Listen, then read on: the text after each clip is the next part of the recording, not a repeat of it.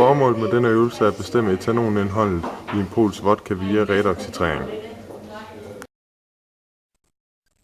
I en redoxreaktion sker der to processer, en optagelse og en afgivelse af elektroner. Det stof, der afgiver elektroner, bliver oxideret, mens det stof, der optager elektroner, bliver reduceret. Det karakteristiske ved en redoxreaktion er, at de stoffer, der indgår i reaktionen, får ændret deres oxidationstal. Redoxcitrering er en metode til at bestemme et stofs mængde eller koncentration i en opløsning. I opløsningen foregår en redoxproces under titrering. Dette kræver blot, at stofferne begge har redoxegenskaber. Kemikalier: ammoniumjern 2-sulfat 0,100 mol, kaliumpermanganat 0,020 mol, 40% vodka. Apparatur: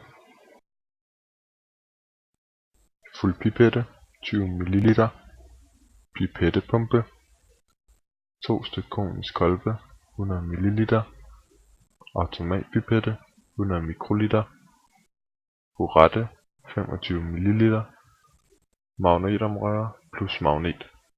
Fremgangsmåde: ved hjælp af en pipette overføres 20 ml 0,020 mol kaliumpermanganat til hver af de to koniske kolber. Til hver kolbe tilsættes et par milliliter koncentreret svovlsyre. Med en automatpipette tilsættes 100 mikroliter vodka til hver kolbe.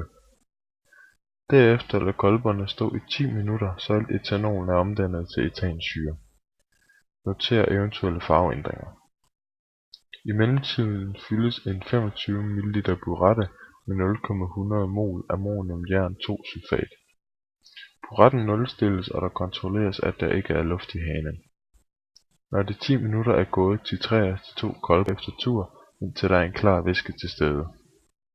Den brugte mængde ammoniumjern 2-sulfat noteres på hver kolbe.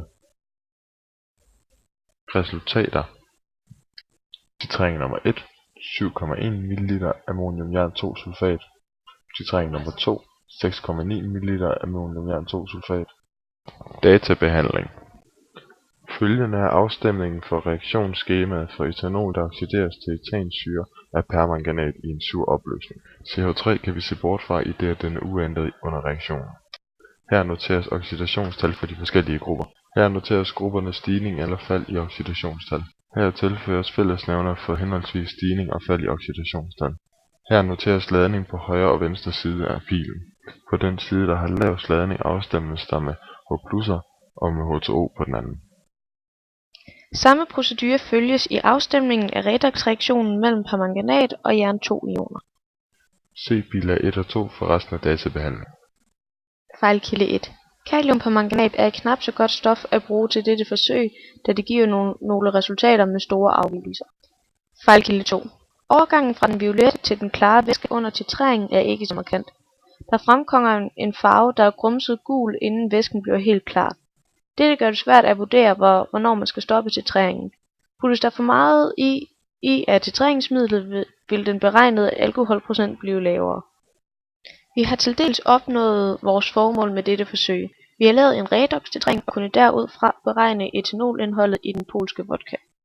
Grunden til, at vores formål kun til dels er opnået, er, at vores beregnede alkoholprocenter på ca. 18 og 19% er langt fra de 40%, som vodkaen faktisk indeholder.